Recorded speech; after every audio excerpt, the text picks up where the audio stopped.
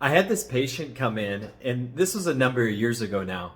And it was a young boy who was sitting up, he was sitting. I had a patient come in, and this was a number of years ago.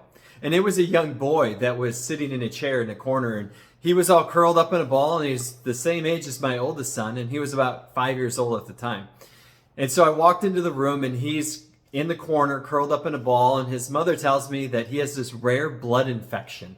And he looked like he had little dots all over his skin, almost like it was a chicken pox of sorts.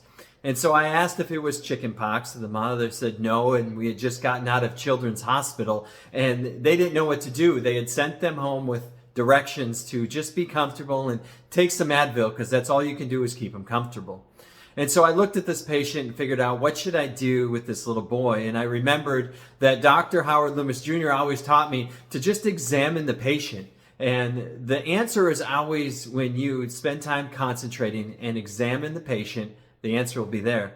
And so I laid this little boy down that was curled up in a ball and really didn't want to move in the chair. And so we got him to lay down on the table, and I got a chance to examine him, and I could quickly figure out where this problem was located at.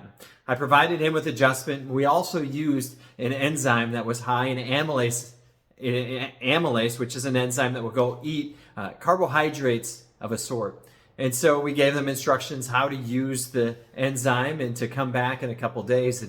And when the child came back, 2-3 days later, he was significantly better, had better energy. The red dots were starting to disappear. He was sleeping better and definitely overall better. And we treated him again, and we continued on the same path. And a week later, he came back, and they said he wasn't doing quite as well. And I inquired if they followed the directions of using the enzymes, as we had instructed, and they had stopped. And that's oftentimes what people do, is they're feeling better, that they quit doing the things that work.